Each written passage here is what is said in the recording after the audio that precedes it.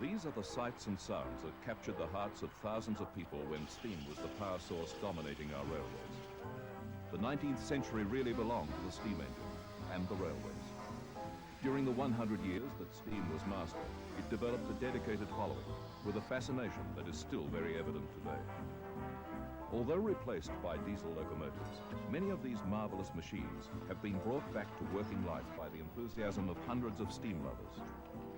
Now the memories can flood back for those born in the era, while the young ones can discover a new interest. Steam trains also create a wonderful activity for thousands of tourists who are able to use a fascinating form of transport to see the countryside.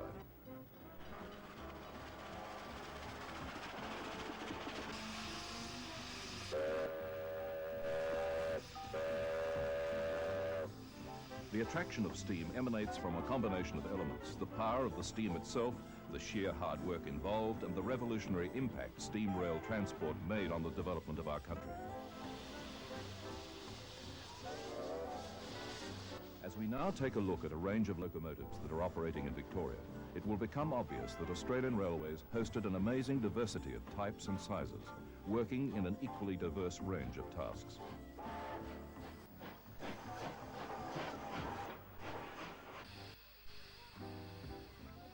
The first to look at is actually the last steam loco to be in active service for the Victorian Railways. The J-class was referred to as a light line type, built mainly for hauling goods trains on the various branch lines around the state. Built in England, all the Js were shipped to Australia as fully assembled deck cargo. It was fairly difficult to expect that this class would be destined for a long service life, as it was launched into direct competition with the now established diesels. They must have proved useful, however, as scrappings did not commence until late in 1967.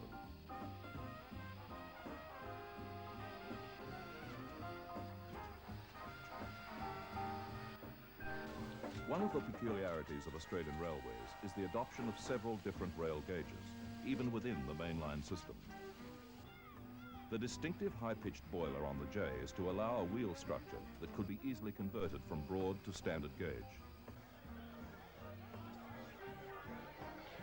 Seen here steaming up for her maiden voyage after restoration, J515 is not intended to be scrapped again for many, many years. This successful run at Seymour should see to that.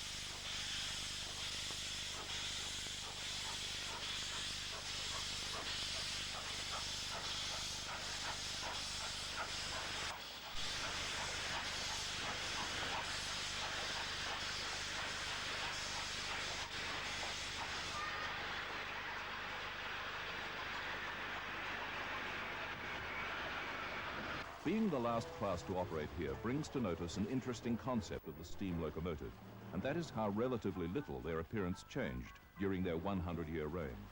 The basic shape, engineering methods, wheel arrangements, and operation remained remarkably similar for that time. All of them utilized the same basic concept: boiling water over a fire to generate steam, which powered the wheels through a reciprocating piston engine. Refinements in later designs did little to alter appearance or change the need for constant hard work to operate them. Improvements included automatic coal feeding, wheel structure, smoke deflectors, superheaters, and as in the case of the last 30 Js, using oil as the fuel.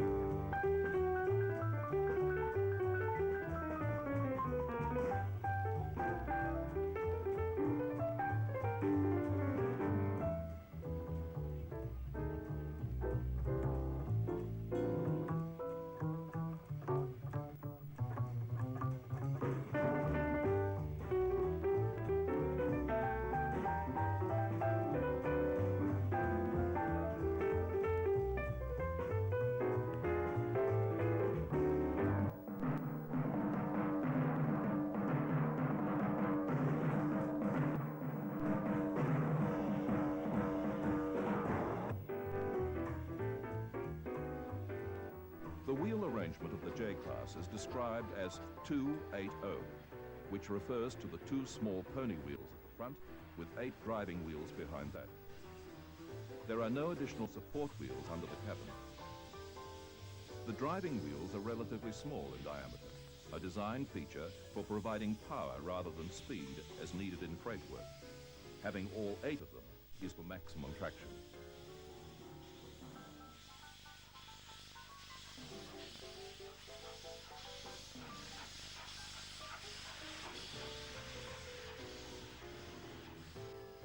The K-class locomotive was largely based on the J for design specifications and was probably the most reliable class operated by the Victorian Railways. Also a light line goods type, these locomotives served all over the railway network, quickly deriving the respect of all their crews.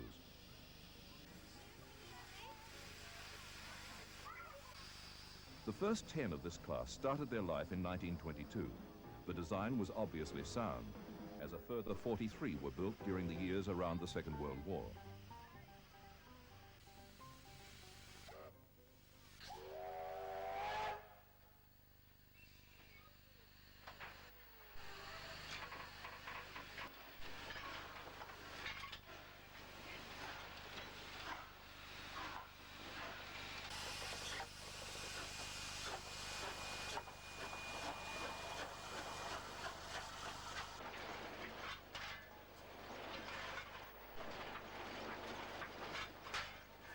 There is no doubt that working on a steam loco is synonymous with constant hard work.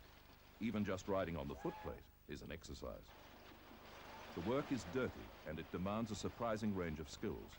Both the driver and fireman are constantly attending to a list of duties that includes water level, lubrication, regulator setting, reversing gear position, and boiler pressure. The performance of a steam engine is a fine balance of all these controls. And in their heyday, most crews held the skills needed with great pride.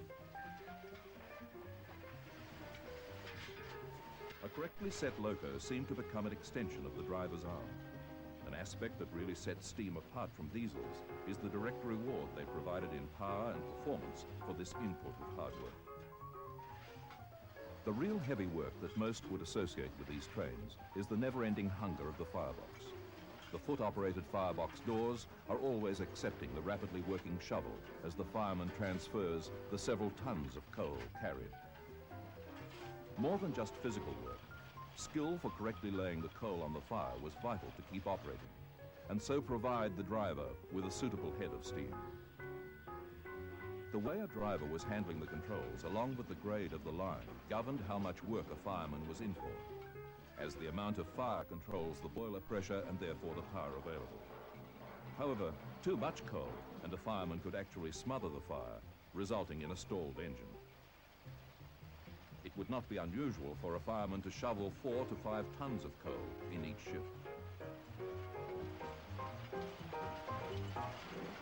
In all her activities, the K-class worked well and was found at the heart of practically every type of operation.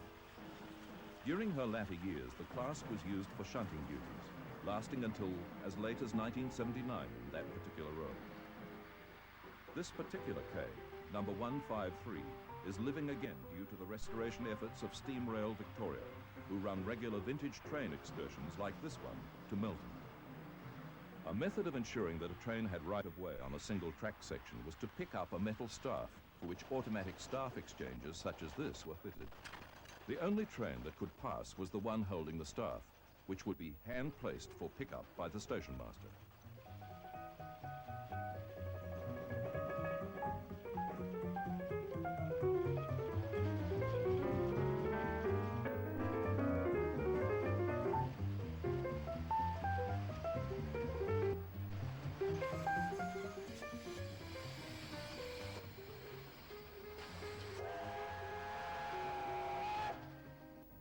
Bringing all this power and weight to a halt is another accomplishment carried out by these crews. The great fear of a locomotive crew was to face losing control and end up with a runaway train. Though fortunately rare, such occurrences had the habit of being somewhat catastrophic. The Westinghouse brake system certainly aided in the process of ensuring a train stopped when it was supposed to.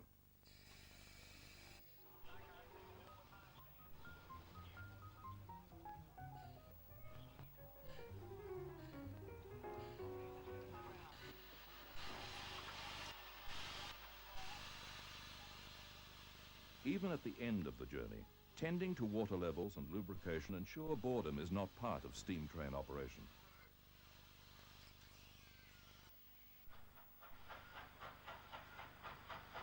Note how the specifications are almost identical to those of the J-Class.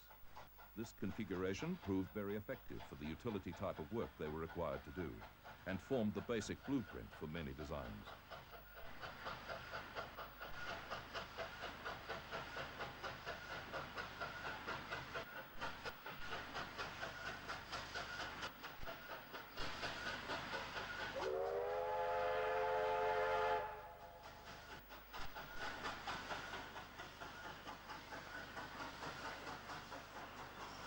Another working K is number 163, seen here also preparing for a maiden journey following restoration.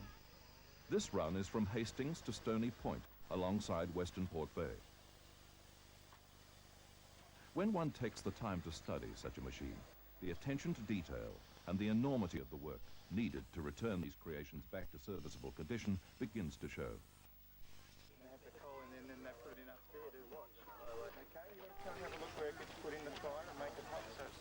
The reward for those involved is the pleasure of seeing them breathe again, along with the fun it brings for all concerned. These occasions are a wonderful opportunity for families to get out for a picnic day, with kids and adults alike enjoying the spectacle.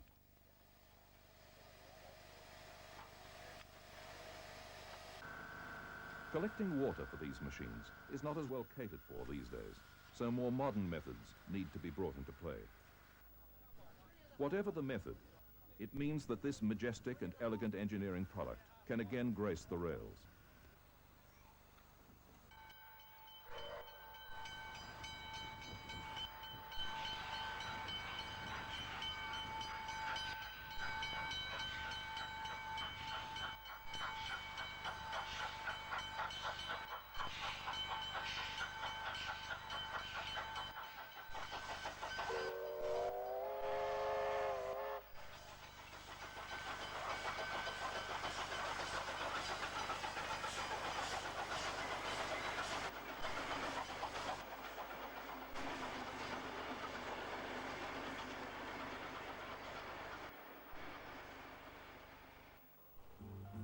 Few would argue that there is something special and romantic about the glorious sight K163 creates, thundering along the rails in the sunshine.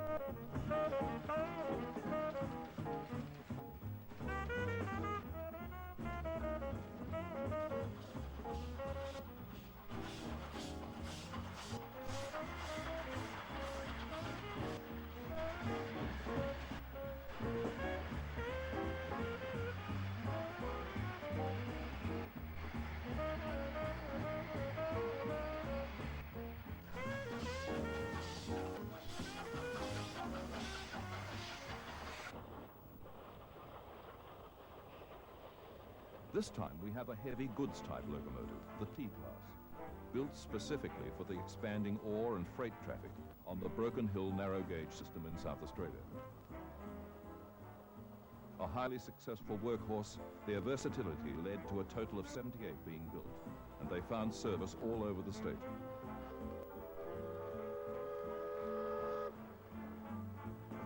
Six were put to use in Tasmania.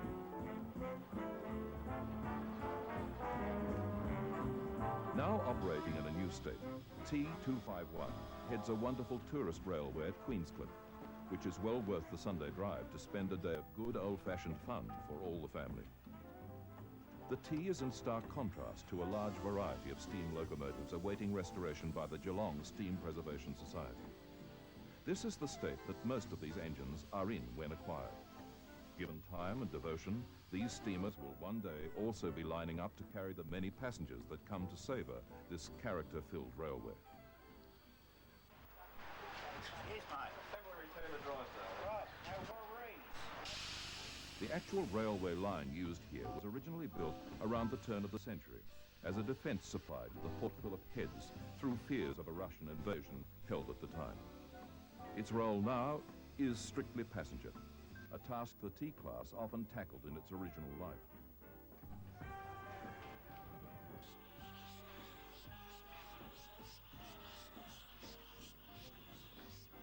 On this thoroughly charming railway, she is heading a train with a most unique sensation of going back in time to the turn of the century.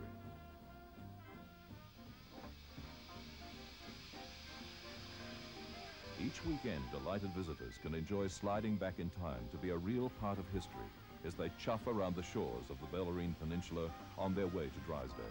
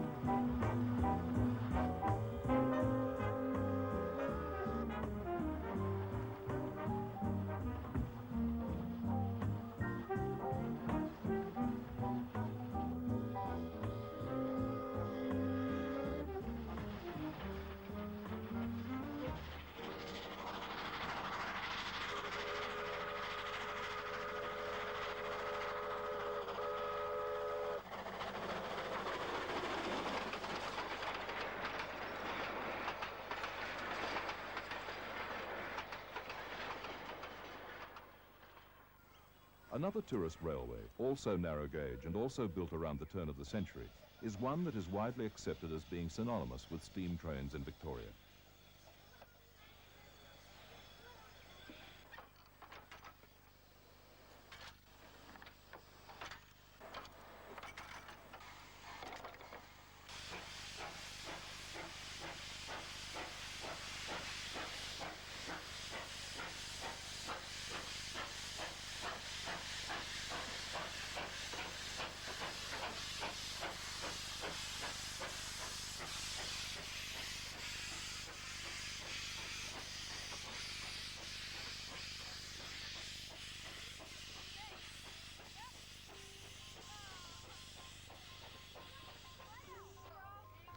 Every day, people stream onto the Belgrave station to see and ride on Puffing Billy, the affectionate title for the quaint little NA-class tank locomotive.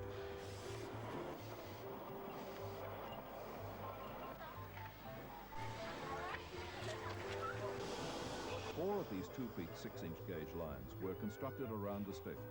They were designed to meet a cost-effective demand to provide rail transport into some of Victoria's more inaccessible locations, which they did happily until somebody went and invented road transport. This one in the Dandenongs, and so close to Melbourne, had spent its working life filtering into the hearts of the local people who had been taking regular trips through the bush for years. So when the narrow gauge lines began to close, public pressure ensured that this one was able to survive.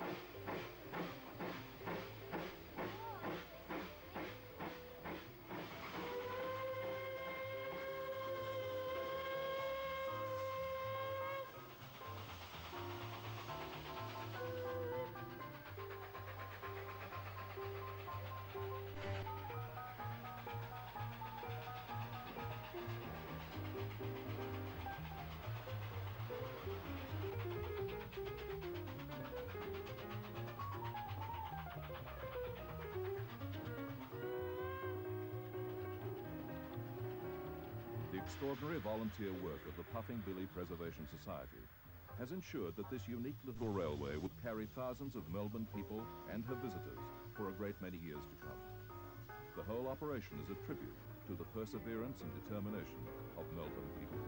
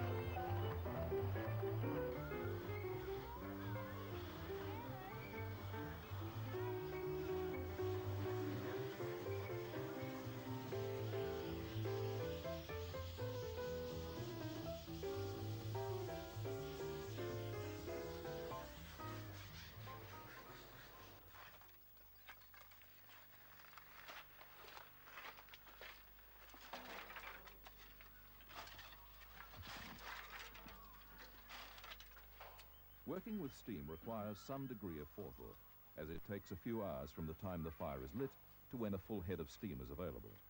But then that is part of the charm, watching a locomotive peacefully smoking away while the water gradually heats to the boil.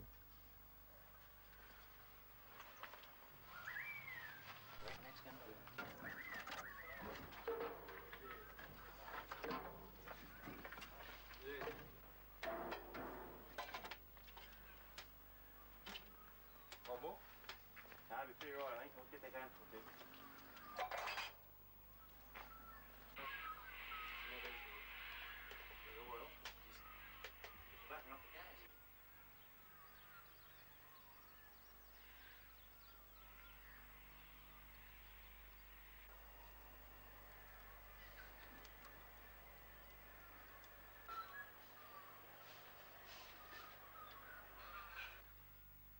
This is part of the Alexandra Tramway and Timber Museum, highlighting the vital role that rail transport played in the massive timber industry that Victoria supported in the early part of this century.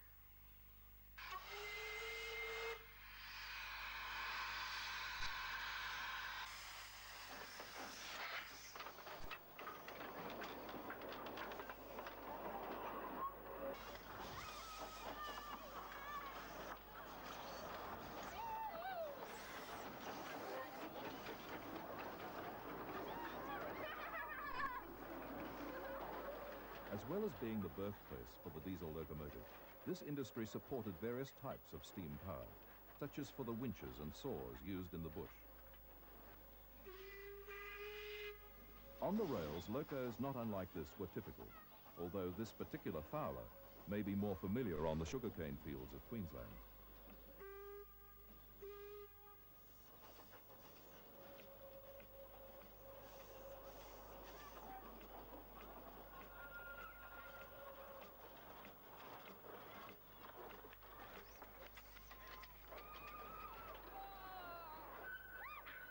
Whatever this train's origin, visitors to the spectacular countryside at Alexandra can enjoy a fun steam train ride as well as explore the marvelous history involved with the timber industry. As with so many of the trains operating in this state, the beautiful countryside of this district sets the scene so well for such a day of fun.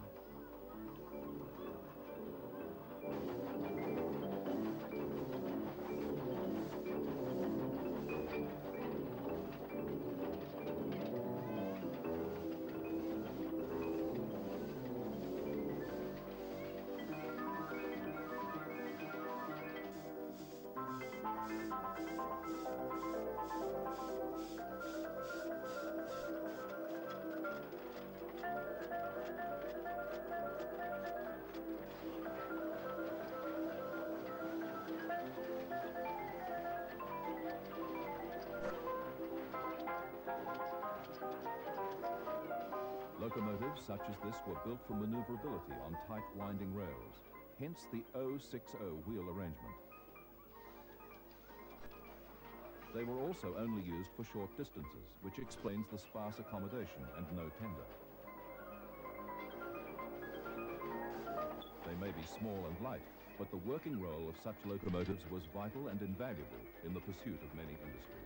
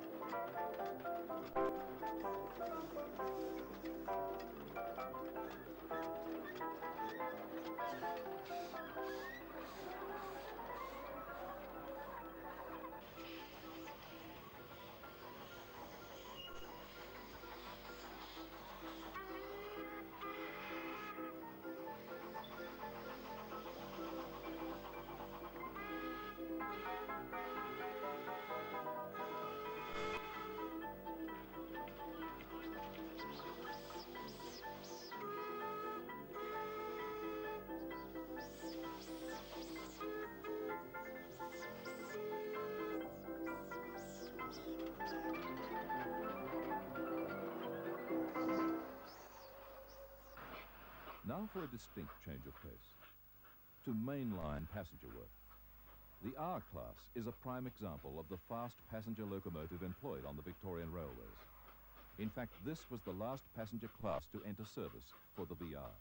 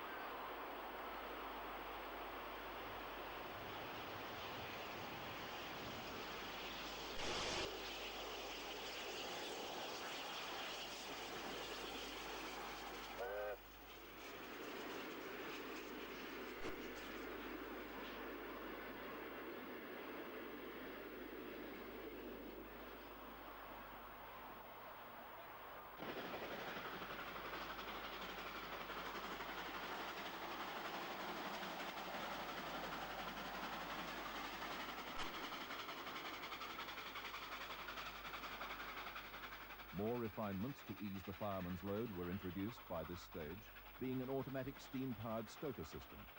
But the shovel is always there, just in case.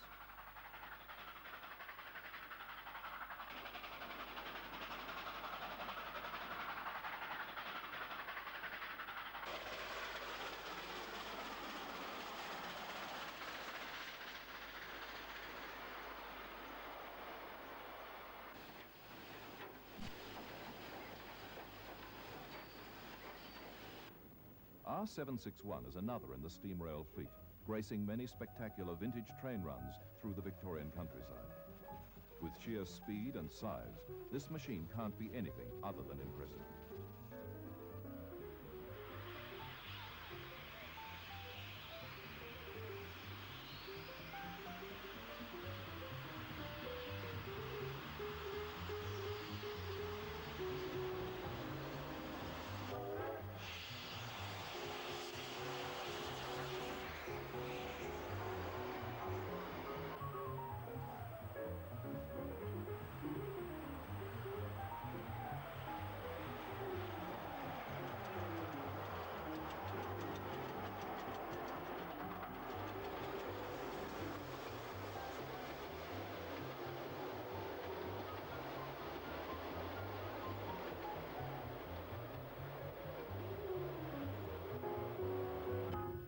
The 70 in service were handicapped in the same way as the J-Class, being delivered concurrently with the new B-Class diesels.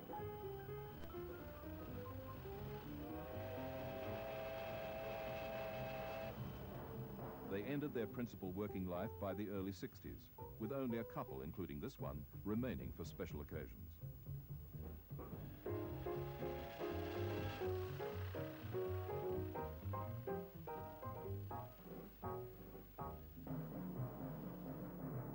The R-Class ensured that steam entered its reign in Victoria with style, and fortunately that style is able to be enjoyed again through the activities of steam rail.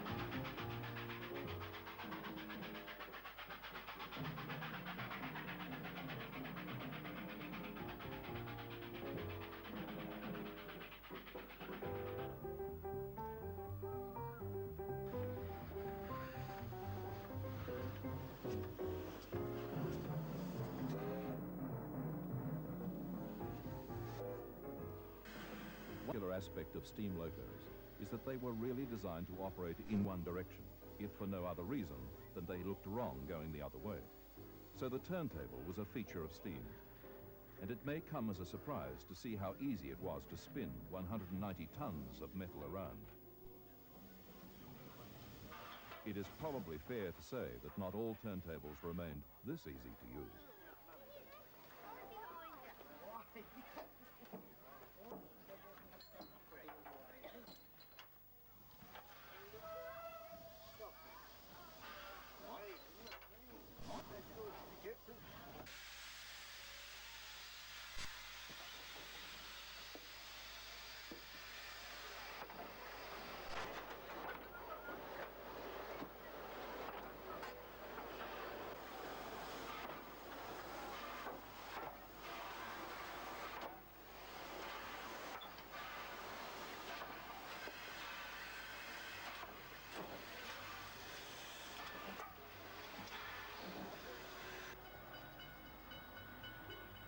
The features which characterize this class as being for passenger work are the driving wheel's size and number.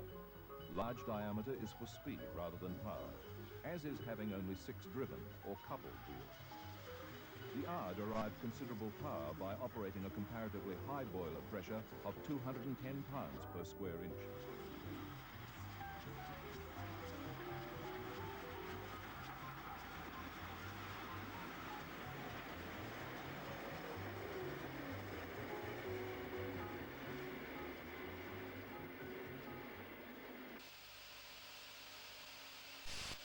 In a scene straight out of the early 1900s, steam rail volunteers in Ballarat are busy preparing their pride and joy for another popular country excursion.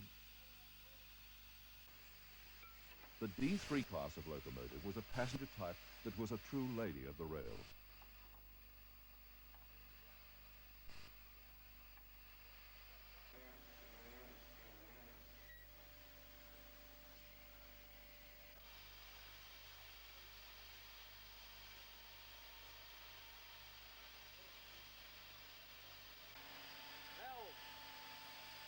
I'll find out one for the piston.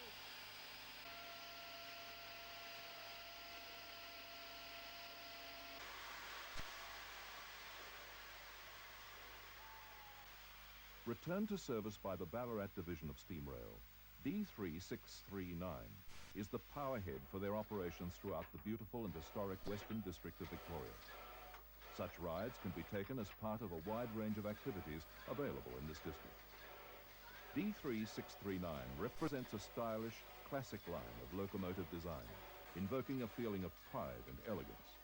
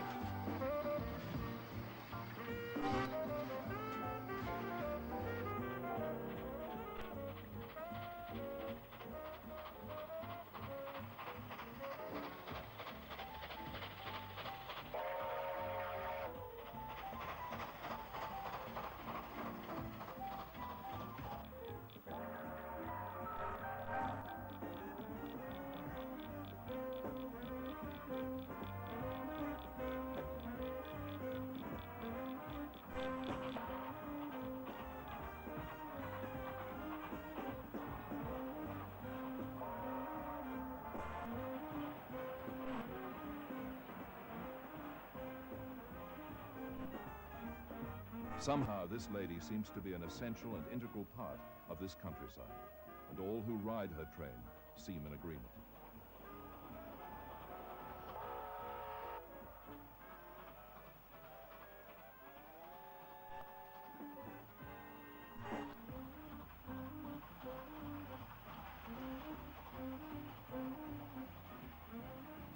The clean, uncluttered lines of this design stem largely from the English influence on locomotives in this country.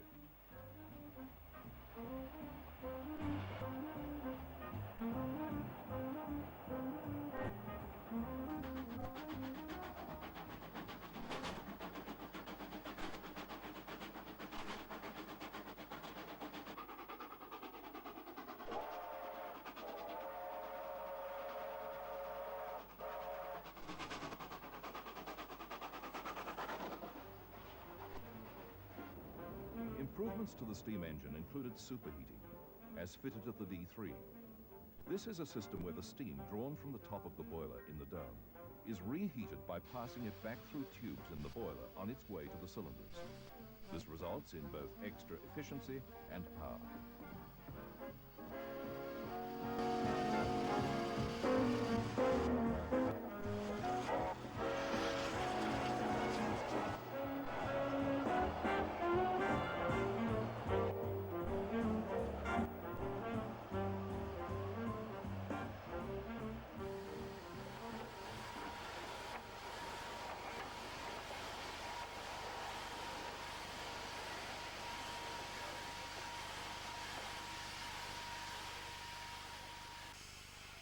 After the train pulls into its destination for the night and her passengers have headed off to reminisce over the day, the engine crew prepares to continue the never-ending work by putting their big baby to bed.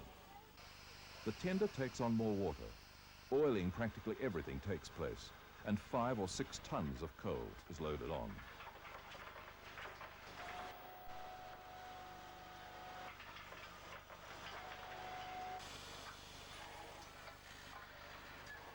Even when modern machinery is helping, manual labor still seems essential. The banjo is always at work.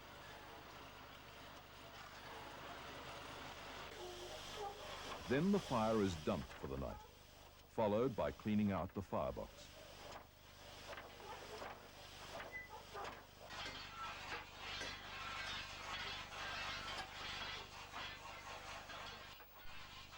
A spectacular way to rid the boiler of excess pressure is the blowdown.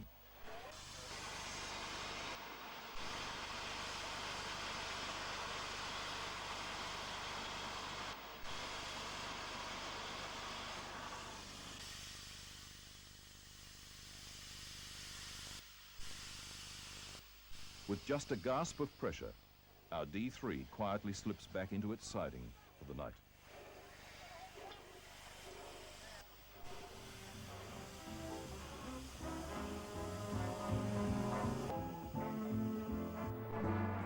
The D3 began its work life at the turn of the century as the DD class, which was to become the most numerous type on the Victorian railways, with some 260 being built up until 1920.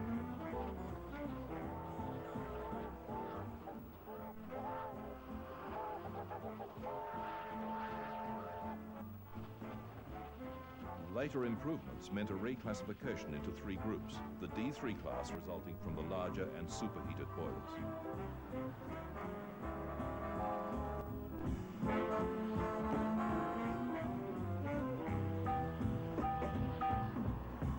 So now you have been able to enjoy some of the thrill and variety that our railways offered during a century of domination by steam. Remember that you can enjoy firsthand the enjoyment of a nostalgic steam train ride, as these trains are operating for just that purpose.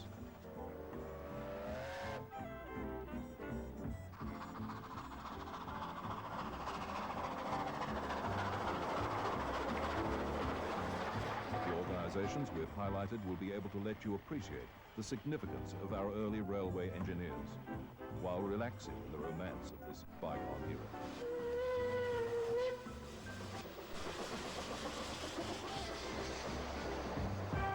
Each and every one of these groups is looking for your patronage and support to maintain their activities, as well as bringing more and more of his wonderful old machines back to life.